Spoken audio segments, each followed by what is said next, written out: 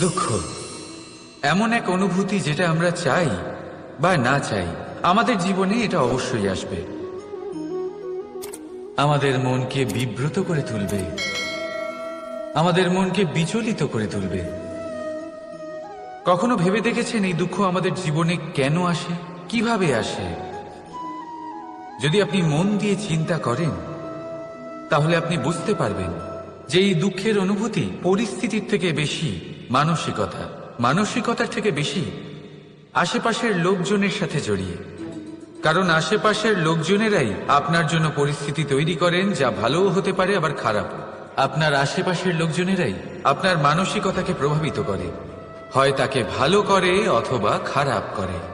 আমাদের জীবনের অর্ধেক দুঃখ এই কারণে যে আমরা তাদের উপরে আশা রাখি যাদের ওপরে কোনো আশা রাখা উচিত নয়, আর অর্ধেক দুঃখ এই কারণে যে আমরা তাদের উপরে সন্দেহ করি যাদের ওপর সেটা করা উচিত নয়।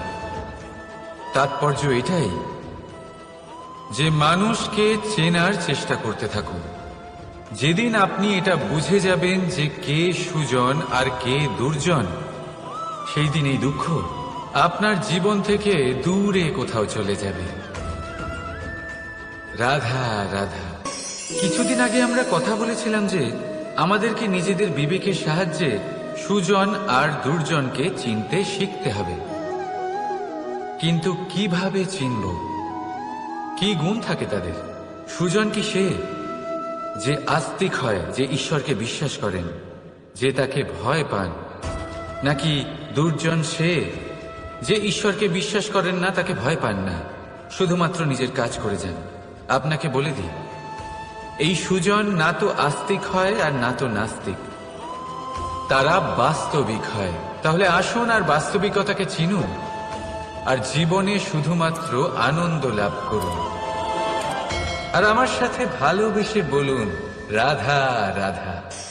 কখনো আপনি কোনো কুমোরকে দেখেছেন যারা মাটির পাত্র বানায়? প্রথমে সে ভিজে মাটি মাখে, তারপর তাকে গড়ে, তারপর তাকে চাকায় দিয়ে সঠিক আকার দেয়। যদি আকার ঠিক না হয় তা তক্ষুনি ঠিক করে দেয়, কারণ সে এটা জানে যে একবার এটা আগুনের তাপে দিয়ে দিলে, একবার এটা শুকিয়ে গেলে তারপরে এর আকার কখনোই বদলানো যায় না। এখানে লুকিয়ে আছে একটা শিক্ষা, সমস্ত মাতা পিতার জন্য একটা শিক্ষা। মাতা পিতাও তো এরকমই হন, তাদের নিজেদের সন্তানকে সঠিক সময় মতো শ্রেষ্ঠ শিক্ষা দেওয়া উচিত। মাতা পিতা যেন কখনো তাদের বিধাতা না হতে চান, কিন্তু প্রতিটা মুহূর্তে সবসময় চেষ্টা করুন তাদের সঠিক পথ দেখানো, কখনো কোমলতা দিয়ে, কখনো ভালোবাসা দিয়ে, আর কখনো কঠোর হয়ে। তার জীবনকে, তার ব্যক্তিত্বকে আকার দেওয়ার চেষ্টা করুন। কারণ যেমন মাটি একবার শুকিয়ে গেলে তারপর সেই পাত্রের আকার বদলানো যায় না, ঠিক সেইভাবেই আয়ুর বৃদ্ধির সাথে সন্তানের শিক্ষা কখনোই বদলানো যায় না। তা মনে রাখবেন। রাধা রাধা। নদী হোক বা সাগর হোক, নৌকা আমাদের এটা পার করতে সাহায্য করে। এই নৌকা কখনো কখনো ডুবেও যায়। এবারে এখানেই লুকিয়ে রয়েছে একটা শিক্ষা। অটল জলে এই নৌকা থাকে, তবুও ডুবে যায় না। এটা তখন ডুবে যায় যখন সেই জল নৌকায় প্রবেশ করতে থাকে। যখন জলের স্তর আস্তে আস্তে নৌকায় বেড়ে যায়, তখন নৌকা ডুবে যায়। এবার এটা আমাদের সাথেও হয়। বাইরের সমস্ত সমস্যা, সমস্ত বিপদ, সমস্ত সংকট, সমস্ত দুঃখ, এই সব আমাদের ততক্ষণ ভাঙতে পারে না যতক্ষণ না আমরা এদের আমাদের অন্তরে প্রবেশ করতে দিই। একবার এরা প্রবেশ করে গেলে আমরা ভেঙে গুড়িয়ে যাব, ডুবে যাব। এই মনে আগেই প্রেম আর বিশ্বাস ভরে ফেলুন। জীবনে যত বড় বিপদই আসুক না কেন, আপনাকে কখনো ভাঙতে পারবে না। রাধা রাধা। হাতের কত রকম রূপ হয়। কিছু স্নেহের সাথে আপনাকে স্পর্শ করে, তো কিছু প্রহার হিসেবে বর্ষিত হয়। কিছু বন্ধুত্বের নামে আপনার দিকে অগ্রসর হয়, তো কিছু শত্রুতার দিকে আপনাকে টেনে নিয়ে যায়। কিন্তু কখনো ভেবে দেখেছেন যে কোন হাত বেশি মূল্যবান। যখন আপনি সফল, যখন আপনি ভালো কাজ করেন, তখন কিছু হাত আপনার জন্য করতালি দেয়, আর কিছু হাত এমন হয় যা আপনার কাঁধ স্পর্শ করে যখন আপনি জীবনে সব থেকে অসফল হন, যখন আপনি ভেঙে পড়েন। তাই করতালি দেওয়া সেই হাত, আপনার প্রশংসা করা সেই হাত, তার থেকে অনেক বেশি দামি সেই হাত যা আপনাকে তখন আশ্বস্ত করে যখন আপনি এমন সময় কাটাচ্ছেন যা আমরা কেউ কাটাতে চাই না। সেটা আপনার সম্বল হয়ে ওঠে, আর এই সম্বলই আপনাকে জীবন অতিবাহিত করার শক্তি প্রদান করে। তাই একে অপরের সম্বল হয়ে থাকবেন, জীবনে সব সময় ভালো থাকবেন। রাধা রাধা। মানুষ, প্রত্যেক মানুষ কাউকে ভালোবাসে, কাউকে ঘৃণা করে, কাউকে সম্মান করে, আবার কাউকে তিরস্কারও করে। মানুষ সবকিছু হতে পারে, সুস্থও হতে পারে, রোগীও হতে পারে, ধনীও হতে পারে, নির্ধনও হতে পারে, বন্ধুও হতে পারে, আবার শত্রুও হতে পারে। যদি কিছু না হতে পারে তা হলো অস্পৃশ্য, অচ্ছুত। ভগবানের কাছে সব থেকে বড় পাপ এই যে মানব শরীর, তা ঈশ্বর প্রদত্ত, তা তার মন্দির। প্রত্যেক শরীরে ব্রহ্মদেব বাস করেন, তাই শরীরের অপমান করা, সেটা ছোঁয়া থেকে দূরে থাকা, এটা কখনো করবেন না। এই জীবনে ছুত অছুত কখনো বিচার করবেন না। পরমেশ্বর যা দিয়েছেন তার সম্মান করতে শিখুন। আর আসুন আমার সাথে ভালোবেসে বলুন, রাধা রাধা। উপহার, উপহার কারোর জন্য বস্তু হতে পারে, তো কারোর জন্য অনুভূতি। কিন্তু এই উপহার সকলের ভালো লাগে। এবার যদি জিজ্ঞেস করা হয় যে উপহার কিরকম হওয়া উচিত, তাহলে কেউ বলবে যে উপহার এমন হওয়া উচিত যার সাথে আমরা সোনার উপর তুলনা করতে পারি। কেউ বলবে এমন উপহার হওয়া উচিত যা পেলে কারোর মন খুশি হয়ে ওঠে, সে আনন্দ উপভোগ করে। ব্যক্তি উপহার যা দিচ্ছে তা নির্ভর করছে তার আর্থিক অবস্থার উপরে। কিন্তু উপহার যাই হোক না কেন, তাতে একটা অনুভূতির অভাব কখনোই থাকা উচিত নয়, আর সেই অনুভূতি হল ভালোবাসার অনুভূতি। তাই মনে রাখবেন, ভালোবাসার থেকে বড় উপহার আর কিছুই নেই।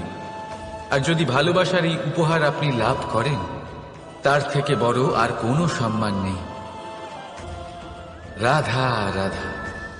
কখনো কোনো বাচ্চাকে দেখেছেন? কত কিছু ঘটতে থাকে তার জীবনে, শৈশব থেকে বেড়ে ওঠা অবধি অসংখ্য অনুভূতি অনুভব করে সে। কখনো পড়ে যায়, কখনো আহত হয়, কখনো জ্ঞান লাভ করে, কখনো কষ্ট সহ্য করে, তো কখনো আনন্দ উপভোগ করে। কিন্তু মনে রাখে সে শুধুমাত্র আনন্দের মুহূর্তগুলি। এবার শুধু একবার আপনার জীবনের প্রারম্ভের দিকে তাকিয়ে দেখুন, আপনার শৈশবে তাকিয়ে দেখুন। আপনি দেখবেন বেশিরভাগ যেসব স্মৃতি আপনার মনে আছে সেগুলি সমস্ত ভালো মুহূর্তের, খারাপ মুহূর্তের নয়। সেই জন্য শৈশব সব থেকে সুখী হয়, এতে নিশ্চিন্ত থাকা যায়। সেই জন্য আজ আপনি যতই বড় হয়ে উঠুন না কেন, খারাপ স্মৃতি, খারাপ ঘটনা সব ভুলে যাওয়ার চেষ্টা করুন। একবার খারাপ ঘটনা ভুলে যাওয়ার অনুভূতি আপনার হয়ে গেলে তখন মনে রাখবেন, যতই কঠিন পরিস্থিতির মুখোমুখি আপনাকে হতে হোক, তার মোকাবিলা করতে আপনি সক্ষম। রাধা রাধা। উৎসব, পুজো, পার্বণ আমাদের জীবনে উল্লাস ভরে দেয়। এবার দীপাবলির উৎসব এসেছে। আপনি কখনো ভেবেছেন যে এইসব উৎসব যেমন গুরু পূর্ণিমা, দোল, রাখি বন্ধন, এইসব পূর্ণিমার দিনে অনুষ্ঠিত হয়, যখন চাঁদ আকাশে পুরোপুরিভাবে দেখা যায়। কিন্তু দীপাবলির এই শুভ উৎসব অনুষ্ঠিত হয় অমাবস্যার দিবসে। অমাবস্যা, যাকে আমরা অশুভ বলে মনে করি। কখনো ভেবে দেখেছেন কেন শ্রীরাম অমাবস্যার এই দিন বেঁচেছিলেন অযোধ্যায় ফেরার জন্য? একদিন পরে বা একদিন আগেও তো আসতে পারতেন উনি, কারণ উনি এই সংসারকে একটা বার্তা পৌঁছে দিতে চেয়েছিলেন যে মুহূর্ত নয়, কর্মই আসল। যদি আপনার কর্ম বড় হয়, শুভ হয়, তাহলে অমাবস্যার এই রাতকেও প্রদীপের সাহায্যে আলোকিত করা যেতে পারে। তাই সময় বিচার করা না করা আপনার সিদ্ধান্ত মাত্র, কিন্তু নিজের কর্মের বিচার করা আমার উপদেশ। রাধা রাধা। আসুন এই ছোট্ট গাছটা দেখুন। এই গাছ আমার কাছে অত্যন্ত প্রিয়। আমি এই গাছটাকে ভীষণ ভালোবাসি। এবার ভাবুন, এই ভালোবাসায় আমি ওকে দিনে যদি 6 বার জল দিই, তাহলে কি ওর বিকাশ ঠিক করে হবে? এটা কি ওর জন্য ভালো হবে? কখনোই নয়। এর শিকড় পচে যাবে, এর শিকড়ে জল গ্রহণ করার ক্ষমতা শেষ হয়ে যাবে। তাহলে কি করা দরকার? দরকার হলো একে সঠিক মাত্রায় জল দেওয়া। দরকার হলো সঠিক সময় অন্তর তাকে জল দেওয়া। দরকার হলো একে সূর্যের তাপও সহ্য করতে হবে। দরকার হলো প্রতিটা কাজ যেন পরিমাণ মতো হয়। এবারে এই ভুল বেশিরভাগ মাতা পিতাই করে ফেলেন। নিজের সন্তানকে এতটাই ভালোবেসে ফেলেন, আর তাতে সন্তানের প্রতিটা ইচ্ছে পূরণ করেন। তারা প্রত্যেকটা জিনিস তাদের দেন, প্রতিবার তাই করেন। আর এইভাবে সন্তানের বিকাশে নিজেই বাধা হয়ে ওঠেন। এরকম করবেন না। এই যাত্রা আপনার সন্তানের। এই যাত্রায় আপনার সন্তানকে অনেক কিছু শিখতে হবে। নিজের ক্ষমতায় কাজ করতে হবে, তাদের করতে দিন। একটা অত্যন্ত গুরুত্বপূর্ণ কথা বলবো আপনাদের, তা আপনারা মনে রাখবেন। প্রেম আর শত্রুতা অধিক হয় তাহলে তা ক্ষতিকর। প্রতিটা বিষয়ে সমতা বজায় রাখুন। আর আমার সাথে ভালোবেসে বলুন, রাধা রাধা। পাদুকা, খড়ম আমাদের জীবনে কতটা গুরুত্বপূর্ণ হয়। যখনই আমরা এটা পায়ে পড়ে হাঁটি, এটা আমাদের রক্ষা করে কাঁটা থেকে, ছোট পাথর থেকে। এটা আমাদের সুরক্ষিত রাখে। কিন্তু যদি এটাকেই আমরা অন্য দৃষ্টিভঙ্গি দিয়ে দেখি, তাহলে এই পাদুকার জন্যই হাঁটার সময় পেছন থেকে আমাদের পায়ে কাদা লেগে যায়। এরকম মানুষও আমাদের জীবনে থাকে, যে থাকে তো আমাদের সাথেই, কিন্তু এরাই আমাদের পিঠ পিছে কাদা ছড়ে। এবার হাঁটার সময় যখন আপনার পায়ে কাদা লাগে আপনার পাদুকার জন্য, আপনার নজর সেদিকে থাকে না। আপনার নজর থাকে সামনের দিকে, কারণ সেটাই আপনার লক্ষ্য, সেটাই আপনার পথ, আর সেটাই আপনার করা উচিত। তাই মনে রাখবেন, আপনার পা ধরে সেই টানতে পারে যে আপনার পেছনে রয়েছে, আর আপনার নজর সেখানে নয়। সবসময় সামনে নিজের লক্ষ্যে থাকা উচিত। প্রতি মুহূর্তে নিজের লক্ষ্যের দিকে তাকিয়ে থাকুন। সবসময় জীবনের সামনে এগোতে থাকুন। আর রাধা রাধা। মানুষ এক সামাজিক প্রাণী। সমাজে ঘোরাফেরা করে, অন্য মানুষ খুঁজে বেড়ায়, সম্পর্ক তৈরি করে, সেটাকে গড়ে তোলে, সুখ দান করে, সুখ লাভ করে, নিজের দুঃখকে কম করে। কিন্তু একটা জিনিস সে বোঝে না, কোন ব্যক্তি আপন আর কোন ব্যক্তি পর। দেখুন, আপন সে নয় যে সুখের সময় আপনার সাথে থাকে। আপন সে যে দুঃখের সময়ে শুরু থেকে শেষ অবধি আপনার সঙ্গে থাকে।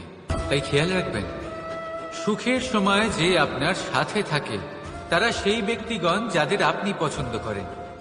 কিন্তু যে দুঃখের সময়, সমস্যার মধ্যে, কষ্টের ও একাকিত্বের মধ্যে আপনার সাথে থাকে, আপনাকে সব সময় সঙ্গ দেয়, তারা সেই ব্যক্তি যারা আপনাকে পছন্দ করে। এবারে কাকে আপনি আপন বানাবেন আর কাকে পর, সিদ্ধান্ত আপনার। রাধা রাধা। নাও, কত সাধারণ একটা বিষয়। প্রত্যেক মানুষ যে জন্ম নেয় তাকে একটা নাম দেওয়া হয়। যা সে পেয়ে থাকে তার মাতা পিতার দ্বারা, না হলে তার গুরুর দ্বারা, বা কোনো আত্মীয়ের দ্বারা, বা কোনো কাছের মানুষের দ্বারা। এই নামের সাথেই সে আস্তে আস্তে বেড়ে ওঠে। কিন্তু এটাই কি সেই নাম?